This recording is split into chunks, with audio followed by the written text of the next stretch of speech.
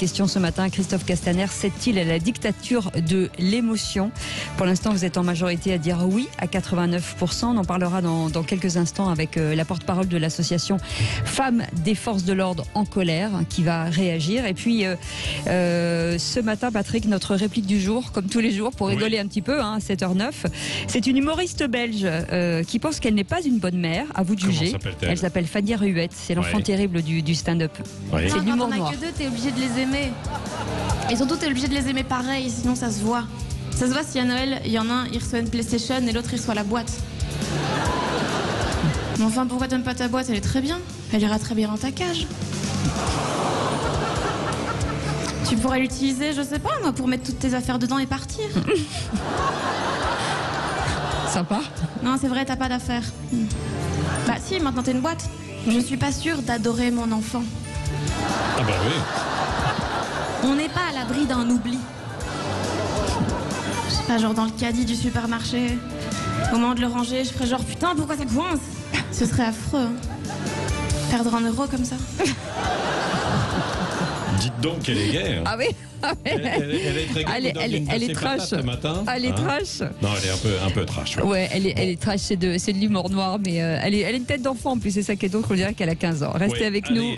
C'est le Grand Matin Sud Radio. Oui, et on va parler dans un instant, évidemment, d'un ours tué par balle en Ariège, la guerre des ours qui redémarre évidemment dans les Pyrénées. Nous serons avec un éleveur en direct dans un instant. Restez avec nous tout de suite, le coup de fil du matin. Et les annonces de Christophe Castaner ne passent toujours pas chez les forces de l'ordre et leurs proches. Ce matin, Perrine Salé, porte-parole de l'association Femmes de Forces de l'Ordre en colère, est avec nous. Oui, bonjour Perrine Salé.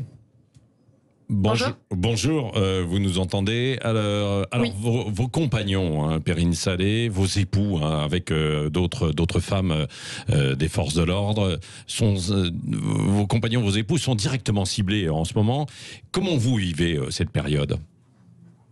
Eh bien, écoutez, pour les fonctionnaires de police comme pour les fonctionnaires de gendarmerie et surtout pour nos familles, aujourd'hui, on se sent abandonnés par le premier flic de France qui nous a soutenus pourtant pendant la crise Gilets jaunes, comprenant les rappels, la surmobilisation de nos hommes et de nos femmes, mais aujourd'hui qui nous lâche complètement et qui balaye d'un revers de main le professionnalisme de nos hommes et de nos femmes, parce qu'il faut savoir qu'aujourd'hui, en France, chaque année, on compte environ 3,1 millions d'interventions de la police nationale, et je ne parle que d'elle pour l'instant, et 1460 saisines IGPN, soit moins de 0,05% des interventions concernées.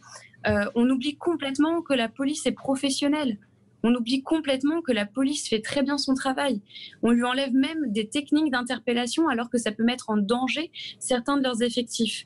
On oublie complètement leurs revendications alors qu'au mois de décembre, Christophe Castaner signait un protocole pour pouvoir faire taire la colère des fonctionnaires de police.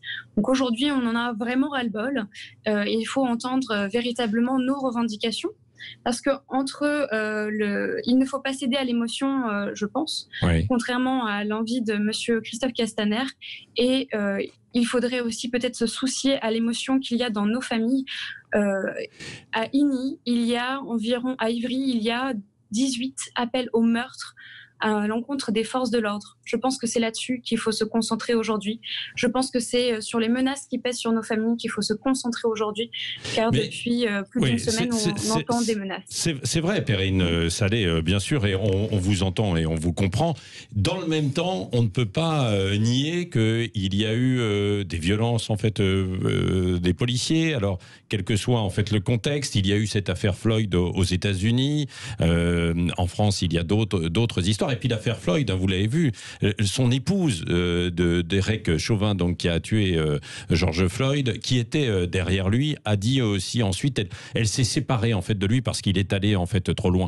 Et ça, est-ce que vous en discutez avec vos époux, vos maris, de la violence qui peut aussi exister, de la limite qu'il ne faut pas franchir?